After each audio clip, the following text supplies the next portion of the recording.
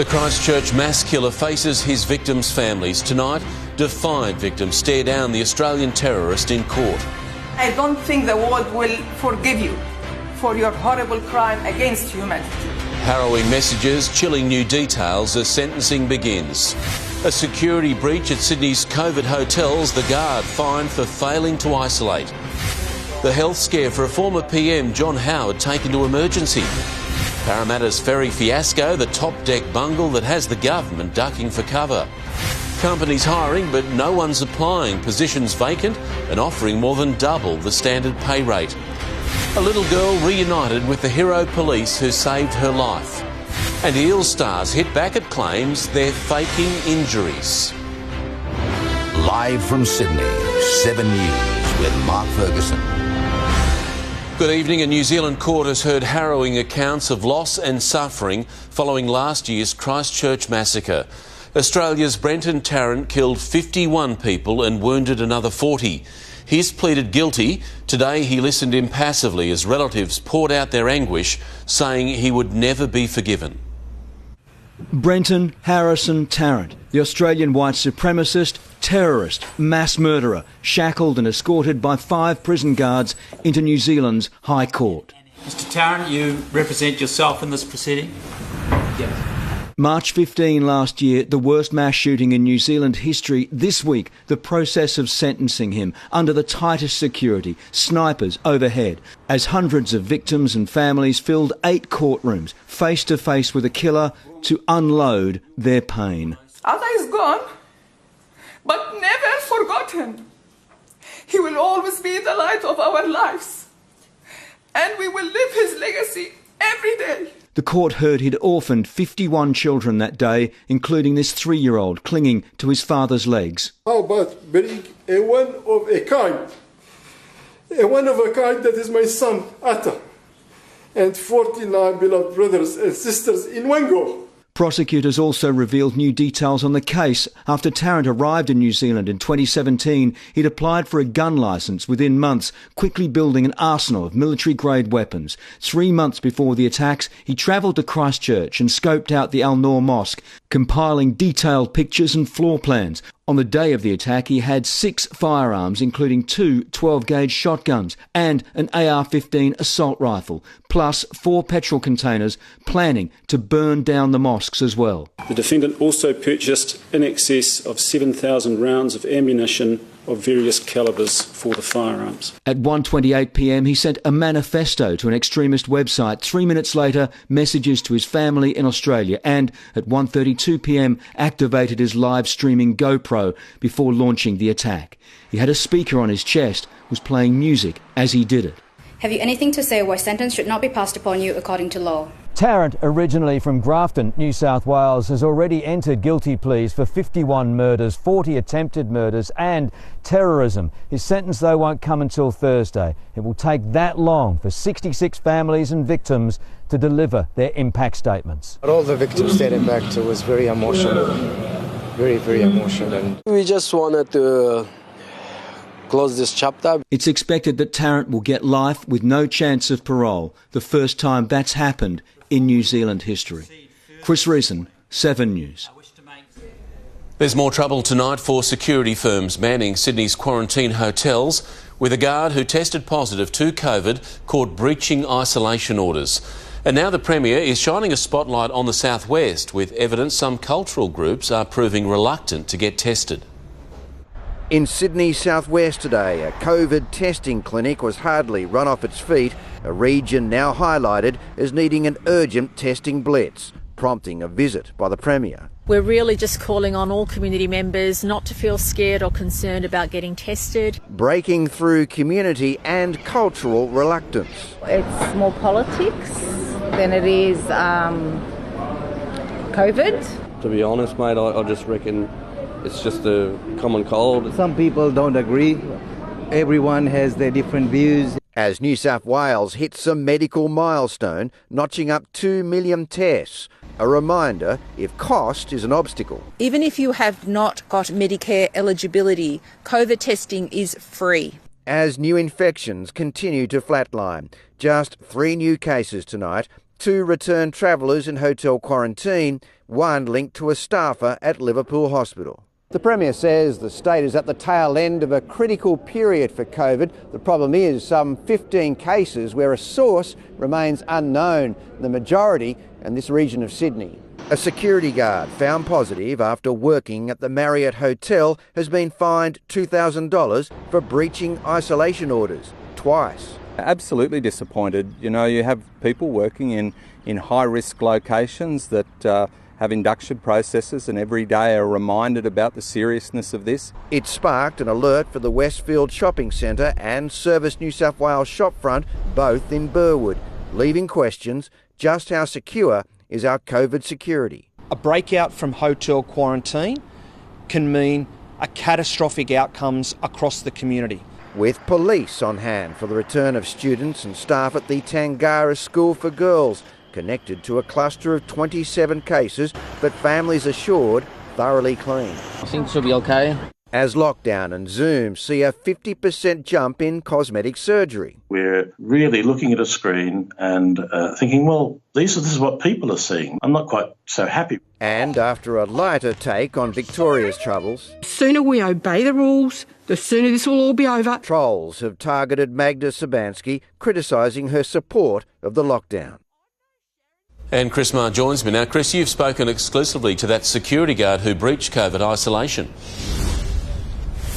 That's right, Mark. The 22-year-old security guard told me he was very surprised to get back a positive result for his COVID test. He says he hasn't been experiencing any of the symptoms normally associated with the virus. Now, Chief Health Officer Kerry Chant says the man does have a very low level of infectiousness. Of course, that hasn't prevented the need to issue alerts to these areas in Burwood where he attended, despite the fact he should have been in isolation. The state opposition says the whole experience demonstrates the need for police or Defence Force personnel to be more involved in hotel quarantine. Mark? Chris Marr at Burwood, thank you. Some good news out of Victoria, with the state recording its lowest daily infection total for 50 days. But a cautious Daniel Andrews is seeking to extend the state of emergency for another 12 months. Whilst we'd all love this to be over by the 13th of September, that's just not going to be the case. We're going to have this with us for a considerably longer period than that. There were 116 new cases today and sadly 15 more deaths, all connected to aged care. After almost 10 weeks, politicians have returned to Canberra for a sitting like no other. It's the country's first ever virtual parliament, with some members able to dial in remotely, while those in the building are being encouraged to wear face masks. Taking no risks. Prime Minister Scott Morrison and Treasurer Josh Frydenberg and their colleagues, the exception, Home Affairs Minister Peter Dutton. Most with masks on entering Parliament, where the gloves are off. I don't know what it takes to lose your job on the front bench of this government. His target, Aged Care Minister Richard Colbeck, apologising for not knowing the death toll under his watch. My fault, my responsibility, and I take full responsibility for not having that information. Then stumbling again. And every single one of those 35, every one of those 335 deaths. The Prime Minister standing by him. In a partially virtual parliament, Labor virtually blaming Scott Morrison for the deaths. How many more aged care residents have to die before the Prime Minister accepts full responsibility for keeping them safe? The Commonwealth is responsible for the funding and the regulation of aged care services. Mr Morrison acknowledging that 335 aged care residents have now died, but declaring that 97% of facilities have had no infections. 97%.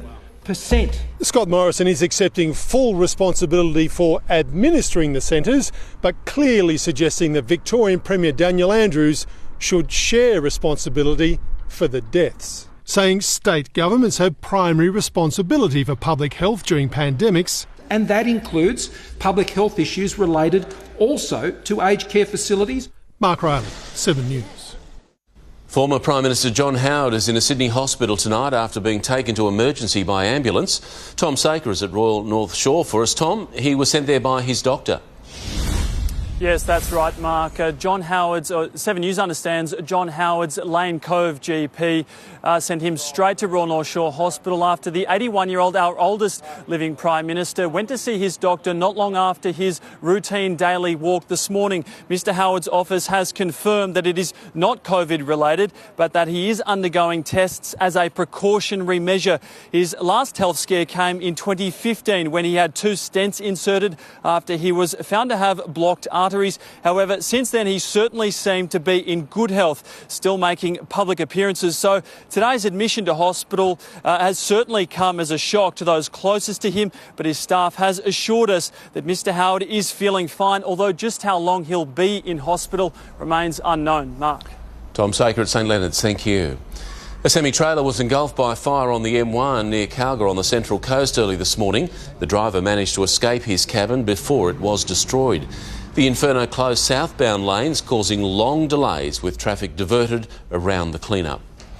A fire engine has been involved in a crash in Sydney's west, colliding with a truck at St Mary's late this afternoon. No one was injured, but the accident on the Great Western Highway near Sydney Street blocked 2 eastbound lanes. The bottleneck meant long delays for drivers. Australia's most infamous conman Peter Foster has just touched down in Sydney to answer fresh fraud charges. Robert Ovadia joins me now from Mascot Police Station. Rob, what happens now? Good evening, Mark. Well, it is a well-worn path for Peter Foster, straight into a small room here behind me at Mascot Police Station, where he will be interviewed throughout the night and subsequently charged. Now, Foster was the last to get off his Virgin flight from Brisbane, which arrived roughly 5:20 this afternoon. He got into a car on the tarmac and was brought straight here just a short time ago. Now, local police took custody of Peter Foster in Queensland, where he was arrested quite dramatically on Thursday in the state's far north. Police crash-tackled him on the beach at Port Douglas on behalf of Sydney City Police. They've been investigating Foster over an international sports betting scam. Now, investigators say Foster conned punters out of millions of dollars over fake bets. Ken Gamble is the private investigator who has chased Peter Foster for years, and he helped police with this investigation too. This has been orchestrated by Ken Gamble. There's your question. Ask Ken Gamble. How are your dogs? They're great. They're home. Now, Foster was walking his Jack Russell Terriers on the beach at Port Douglas when undercover police jumped him. He is 57 now, but he earned his reputation as a con man in the late 1980s. He has been jailed in Australia, in England, the United States, and after charges are laid tonight, he is expected to front what must surely be considered a second home for him, a Sydney courthouse. Mark? Robert Ovadia at Mascot, thank you. A plan to lift the ban on uranium mining here in New South Wales is now threatening to split Gladys Berejiklian's cabinet, with senior Liberals opposing it. Environment groups are calling on the government to reject the idea that's being pushed by the Nationals leader and One Nation. The uranium mining debate goes nuclear outside Parliament. We will stop this because it is a terrible idea for New South Wales. A COVID-safe protest against lifting the state's ban on the industry. Will stand up today with us all and say no to uranium. Labor calling on the Environment Minister to act. Where are you now, Matt? The self-styled Captain Planet of New South Wales politics? He seemed to be on their side. This is more about headlines than actually going to see anything result from digging it out of the ground. Refusing to back uranium, only renewable energy. That's the future for New South Wales, not other alternative fuels. Nationals leader John Barilaro asked Cabinet to endorse a One Nation bill to repeal the uranium mining ban, and he has Conservative Liberals on board. We should be open to all forms of energy security. But it's understood several moderate faction ministers intended to oppose the plan during this afternoon's Cabinet meeting. 7 News can reveal some Liberal MPs' offices were bombarded with anti-uranium mining emails over the weekend.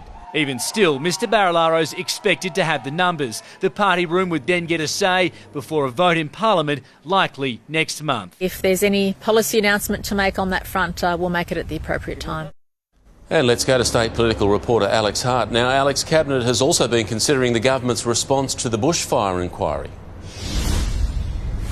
Yes, Mark, the report was handed to government just over 3 weeks ago now, with the Emergency Services Minister David Elliott put in charge of the response. It's my understanding that he has recommended to Cabinet this afternoon to accept all 76 of the recommendations that have been made. Among them, more and better targeted hazard reduction burns, allowing more land clearing around houses and along major highways, adopting improved firefighting tactics, better welfare management for firefighters, including more mental health support, also training all RFS crews in basic care for injured animals. Once the response is endorsed, it could be announced as early as tomorrow, ahead of the official start of the state's bushfire season next week. Mark. OK, Alex, thank you.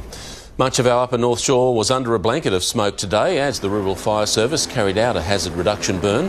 The fire at Wesley near Hornsby covered around 5 hectares of bushland.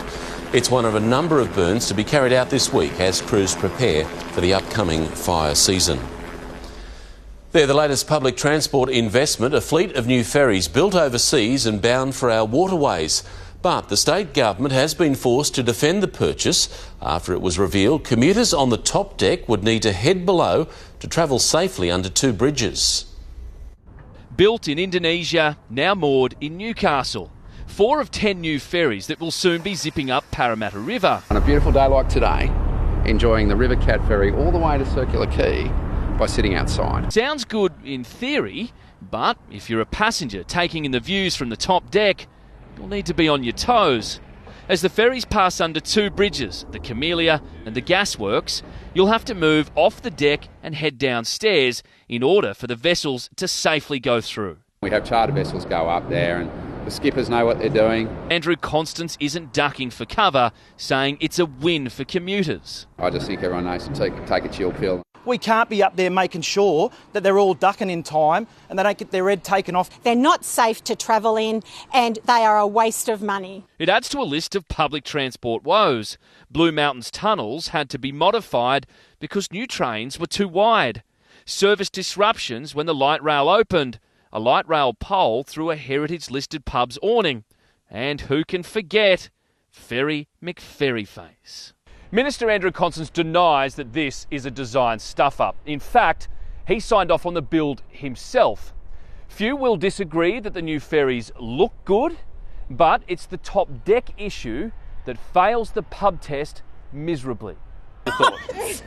What, you get off the top deck so you can go under the bridge and get back on? Serious? Stupid. Peter Fegan, 7 News. The parents of 2 young children who were saved from certain death have publicly praised the police officers who resuscitated them. They've been called heroes, but the 3 cops say it was just good training that paid off. Destiny is full of beans now.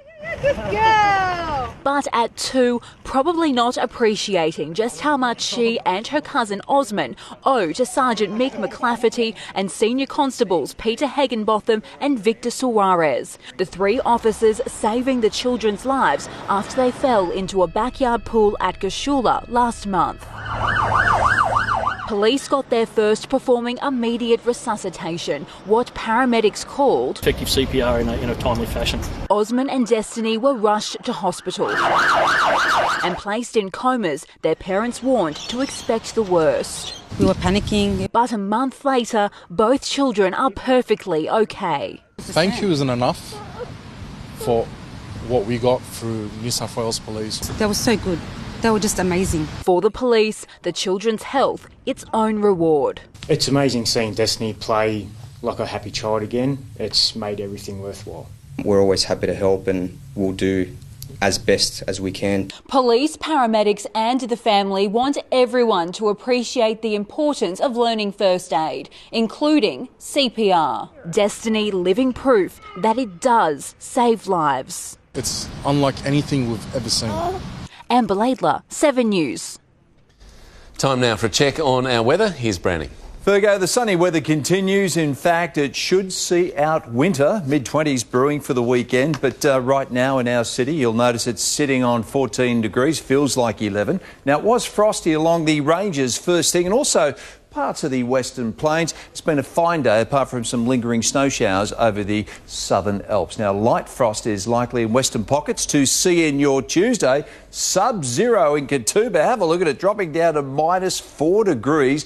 Now, the latest modelling has some isolated showers remaining offshore tomorrow. So that leaves a fine and mostly sunny day throughout the entire Sydney Basin. At the moment, well, it's 14 degrees in Penrith. Terry Hills, it's a little bit cold. In fact, it is cold. It's 11 degrees. Detailed local forecast, top of the hour, Fergo. See you then, David. Thank you. Unsettling video has emerged of more police brutality in America. Next, unarmed and shot 7 times. More chaos on the streets. Will we see another wave of race riots? A stabbing attack in our west. 1 man killed, another fighting for life. Clashes on the streets of Paris. Flares set off. Police move in. How it was triggered by soccer hooligans. Now hiring, jobs on offer, but no one's applying. Where the opportunities are right now. And in sport, a MotoGP star's daredevil decision to avoid a fiery crash.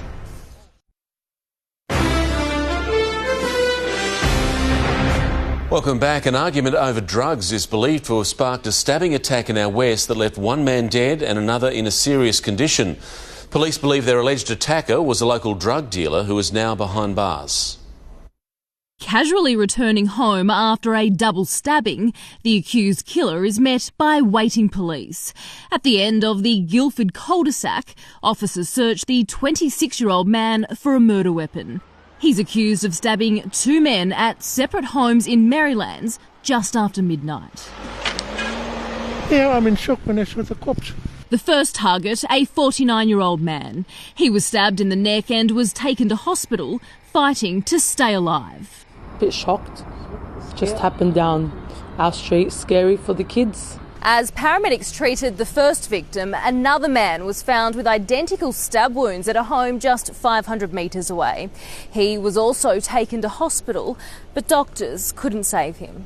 He's been identified as Nicholas Graindler. Neighbours say he's lived in this unit for 18 months. No, that's very bad. They're very sad, you know. Specialist officers spent the day looking for clues and possible witnesses. Investigators believe the victims knew their alleged attacker and the double stabbing was sparked by an argument over drugs. Natasha Squarey, 7 News. An American city is now in lockdown after police shot an unarmed black man in the back multiple times. The incident, caught on camera, sparked a furious backlash. With guns drawn, police confront an unarmed man. As he gets in a car, an officer grabs him. 7 shots ring out. Police gather around the slumped man. Emergency services give first aid. A crime scene established in the Wisconsin street as horrified witnesses confront police. The black man at the centre of this latest police shooting is taken away, his condition serious. In a statement, police say they were called out for a domestic issue. Then, as light fades, anger erupts. A flaming bottle lands in the middle of the crowd, sending people scrambling. A man believed to be an officer is hit with a brick. He's dragged to safety. We're helping. As it nears midnight, riot police appear to eventually take control as protesters then march on the local police station, demanding justice. Into the morning, another flashpoint in yet another American city. In the United States, David Woodward, 7 News. One of President Trump's fiercest defenders is leaving her post to unite her splintered family. Kellyanne Conway has been Donald Trump's campaign manager, top advisor and currently White House counsellor, while her husband George is a vocal anti-Trump campaigner. Their public sparring over the president has taken a toll on their children, including 15-year-old Claudia, who has announced she's seeking emancipation from her parents. Kellyanne Conway is scheduled to speak at the Republican convention later this week before both parents step away from their roles. In a statement, she says her children need less drama, more mama.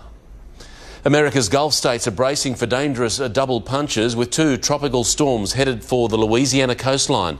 Marco is due to make landfall in the coming hours, while Tropical Storm Laura is just behind it, predicted to be a Category 3 hurricane when it lands in a few days. Laura is already causing devastation through the Caribbean islands, where at least 3 people have been killed. Both systems will hit New Orleans in the same week. The city marks 15 years since Hurricane Katrina.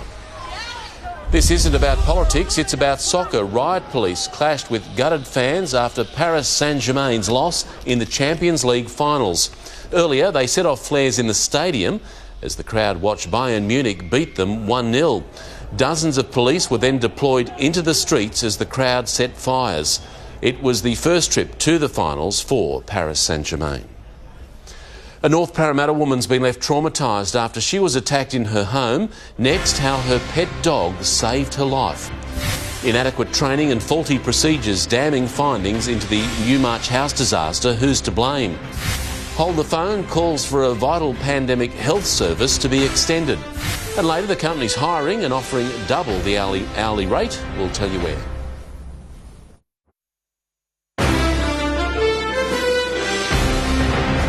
Welcome back. A dog is getting plenty of praise after attacking an intruder, saving the life of its owner.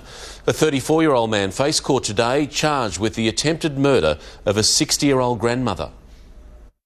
Caesar is his name, and he's lived up to being a conqueror. Yesterday, the pit bull saved his disabled owner from an alleged attacker. She didn't know if she was going to make it. Susan Bandera was asleep. Penny Nazaralagi allegedly broke into her home and tried to strangle her. Caesar pounced on the 34-year-old, freeing the grandmother from his hold. Really proud of him. He's such a good boy. I couldn't be more happy with how he reacted. A trail of blood soon led police to Nazaralagi, now charged with the attempted murder of the 60-year-old. It's just shocking that, someone would do something so just intense. Friends of the Fijian national say the former housemates were arguing over his passport. When he came back, the door was closed and her stuff was outside. He was trying to get his passport. Nazaralagi remained in the cells when his matter was briefly mentioned here today at Parramatta Local Court. He didn't apply for bail and it was formally refused.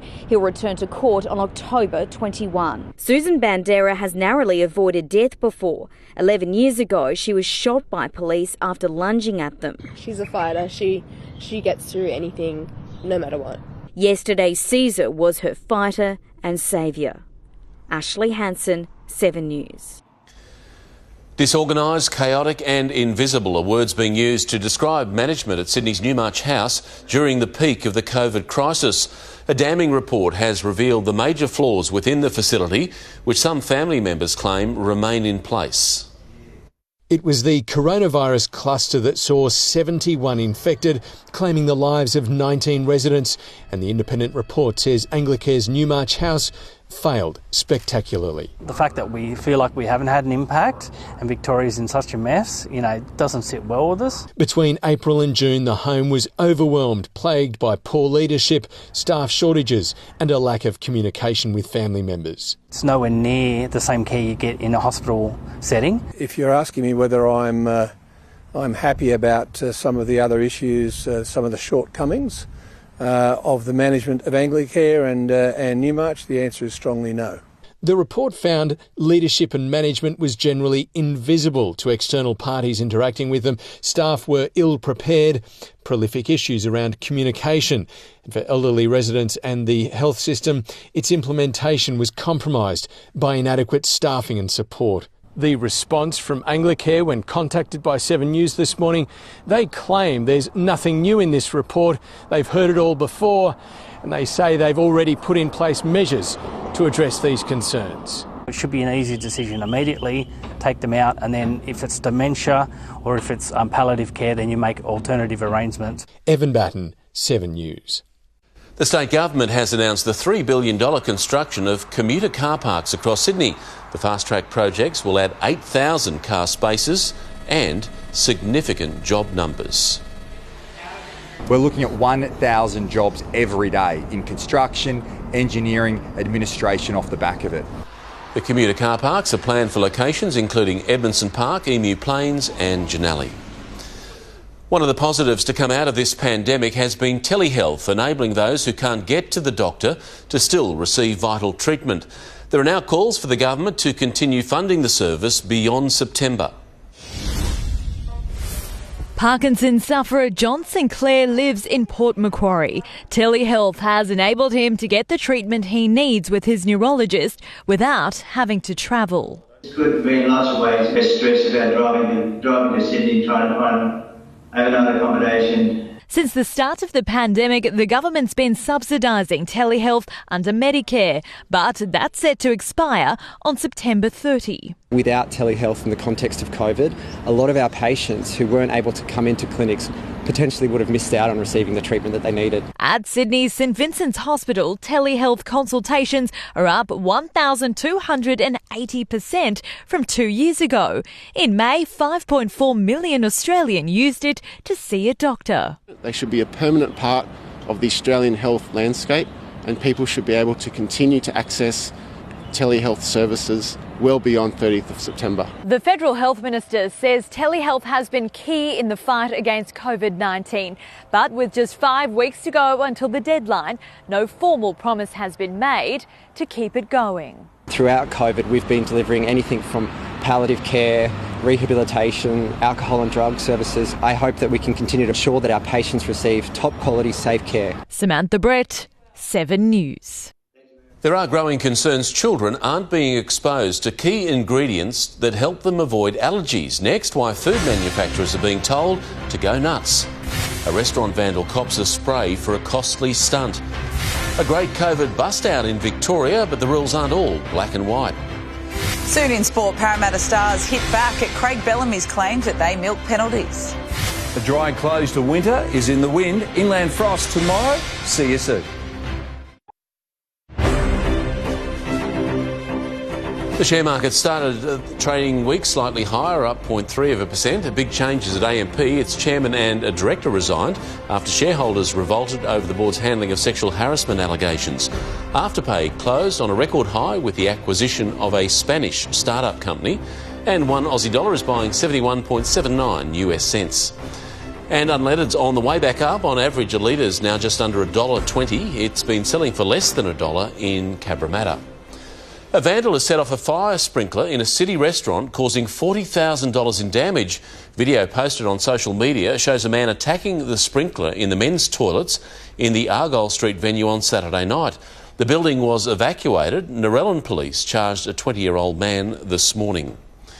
Wynyard's newest development, now named Brookfield Place Sydney, celebrated a new milestone today, topping out the tower structure above the station.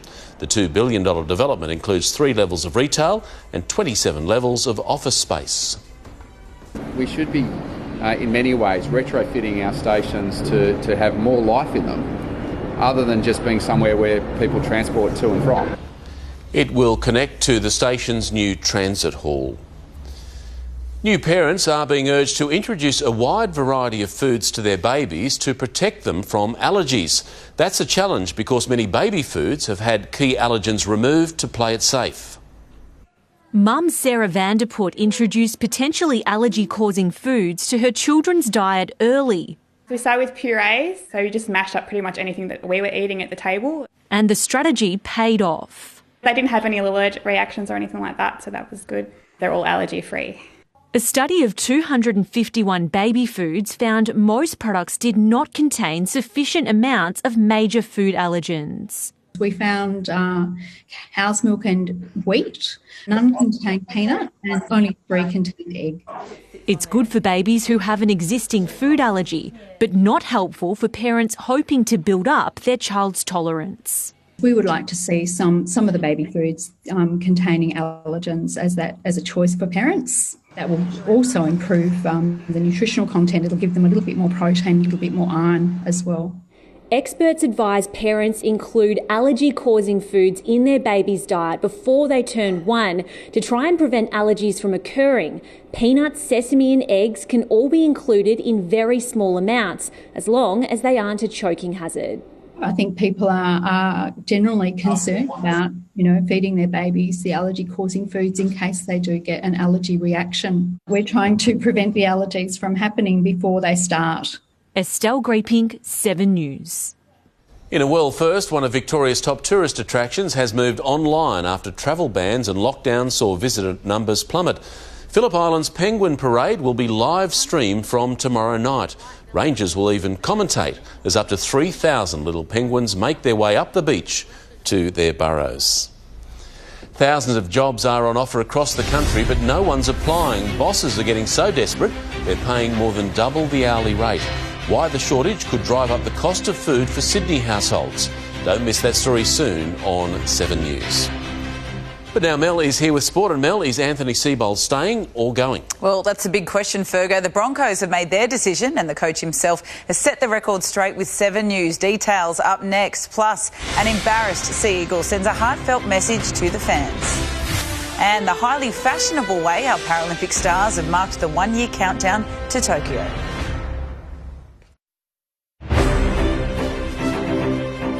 Welcome back. The Broncos are preparing to part ways with Anthony Seibold, but plan to let him finish the season if he wants to. The embattled coach will be axed less than 2 years into a 5-year contract. All that remains is to finalise a payout of around $1 million.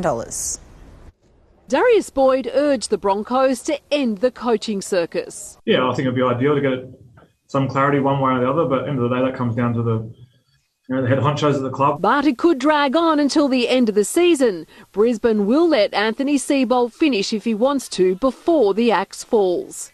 He's told 7 News he will re-enter the club's bubble after a fortnight of isolation. The day after tomorrow, so we're expecting back on Wednesday, and with a big game against the Roosters on Friday night. Mitch Orbison will retire at the end of the season. The Roosters stalwart is one shy of Anthony Minichiello's games record, but plans to return from a wrist injury to push for a title three-peat. It's about another premiership for me. It's about grinding hard with these guys here in this building and going after something special. Ahead of a huge clash with South, Parramatta has hit back at Craig Bellamy's claim they stay down to milk penalties. Anytime you have a bloke 120 kilos, 110 kilos sitting on the back of your neck, maybe you guys should have a try and see how it feels, I guess. It's a sensitive one because it is such a serious issue that can happen. Teams are going to be salty when they lose, so, yeah.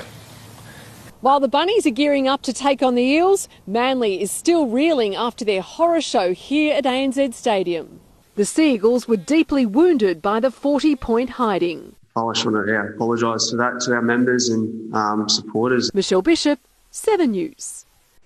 Luckless Giants veteran Callan Ward suffered another injury in last night's loss to West Coast in Perth. The former skipper faces several weeks out with a badly broken finger.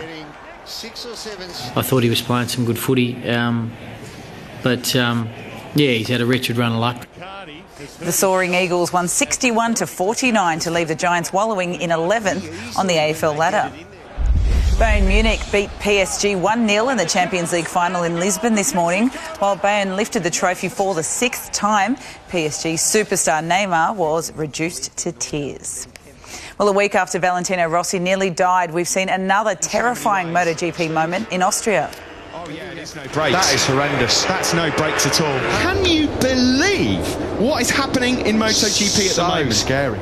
Certainly is. Maverick Vinales' brakes failed while travelling at more than 200 kilometres an hour. He somehow avoided serious injury. Aussie Jack Miller finished second to Miguel Oliveira in a nail-biter. The moment of the NBA playoffs so far belongs to Luka Doncic. Bang! Bang! It's good! Doncic wins the game at the buzzer! 43 points from the Dallas Star clinched a 135-133 win over the LA Clippers, levelling their series at 2-2. At 21, he is the youngest player to post a 40-point triple-double in the playoffs. Well, tonight we count down a year to go to the Tokyo Paralympics again. To mark it, the Australian team revealed their uniforms and their biosecurity plan to make the Games happen. For the big reveal, our murder-born madman Riley Batt morphed into male model mode on Sunrise this morning. Completely with Indigenous design too. It just looks awesome. The Aussies should have been wearing the kit, all linked by Rihanna Lotta's artwork, The Journey, in Tokyo tomorrow. Captures where we're all from, the challenges we've faced, the battles we've fought. It connects us so beautifully. And to get to this point, it would be horrendous to see it not happen, and that's our responsibility. The biosecurity expert behind the NRL's ambitious relaunch is guiding Paralympics Australia's plan. With a year to go, he's certain the Games will go on. One, he said Japan is a first world sophisticated country. Two, you have plenty of time. And then the third one is the Japanese government will do everything in their power, we know, to make it happen. They're planning quarantine periods and a team bubble in Japan for our athletes cruelly stalled by COVID. Today helps make it look real again. It's going to be a total celebration, not just of this team, but I reckon the human spirit in general. It's going to be amazing. We're an awesome team, and I just think we need to keep that motivation going. It's seriously 1 year to go. We can do it, mate. We can do it. Matt Carmichael, 7 News. Yes, Fergo, great to hear from some of our Paralympic superstars. It's certainly getting us excited once again. These are strange times, but roll on next year. Love to see them back on the world stage. Agreed. Thanks, Mel. A critical labour shortage threatens to drive up the cost of food for Sydney households. Thousands of workers are urgently needed for jobs that employers are struggling to fill. Some bosses so desperate they're now offering to pay more than double the standard rate. A post-drought bounty, crops in abundance, grain silos ready to be filled. We've waited a long time for this through these droughts. But one last catch could undo 4 years of patience and hard work.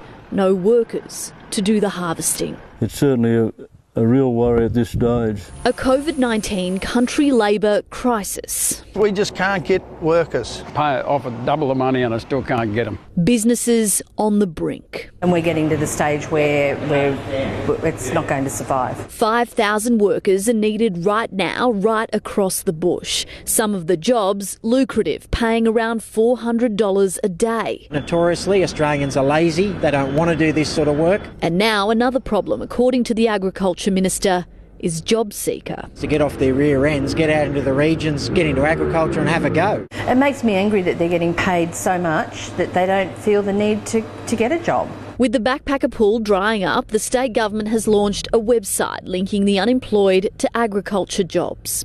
If the farm jobs aren't filled, we're being warned the problem could soon be felt here at city supermarkets. The price of fresh food set to be driven up as shortages begin to bite.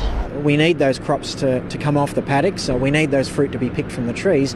Otherwise, where else are we going to get our food from? Serena Andaloro, 7 News. David joins us again with the latest forecast. Brownie, how long will the sunny weather last? All week, Fergo. Frost first thing tomorrow. Local forecast straight after the break. Tonight, we're tracking John Howard's condition after he was taken to hospital. Fresh reaction. Victoria looks down the barrel of another year of uncertainty. More from Christchurch as a mass killer faces court. Is Kim Jong-un really in a coma? A leading North Korea expert joins me tonight, 10:30. The latest from 7 News. Tonight, 7 News headlines. Families of the Christchurch massacre victims have faced the Australian terrorist in court. A Sydney hotel quarantine guard has now been fined for breaching self-isolation rules after a COVID test. John Howard has been taken to hospital for tests following a health scare. And in breaking news, the New South Wales Cabinet has rejected One Nation's proposed legislation that would allow uranium mining.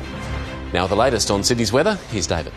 Thank you very much, Fergo. Plenty of mild winter sun today. In fact, we're looking at a sunny close to winter. The top temperature, well, it was 19.3 degrees at 2:25 this afternoon. That's around mid-afternoon. High teens at best across the suburbs, as you can see, after a very, very cold start inland. From our weather eye in the sky, atmospheric pressure is starting to build. Yes, the atmosphere is stabilising.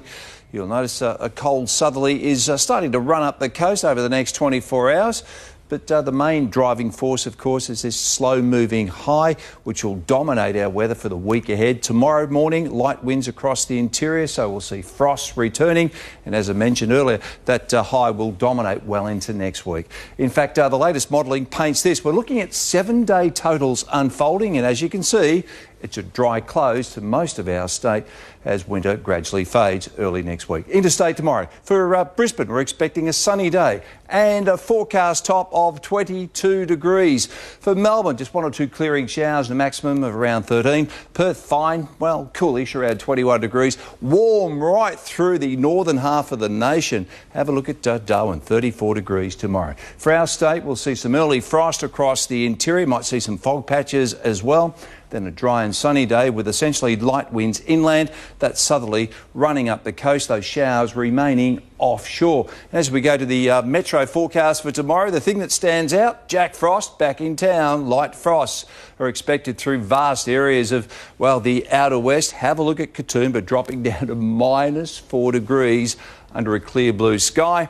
Yes, it will be a mostly sunny day. Maximums generally at best around 16 degrees.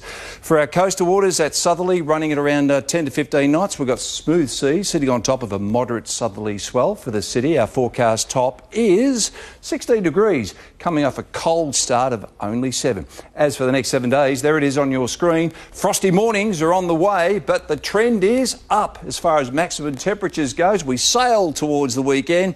There's the last weekend of winter. Can you believe it? Mid to high 20s. That's the latest weather. Clear skies ahead. Mel and Fergo. Lots of blue sky. Indeed. Thank you, Brownie. That is 7 News for this Monday. We'll have updates for you throughout the evening. I'm Mark Ferguson from all the team. I hope you have a great night.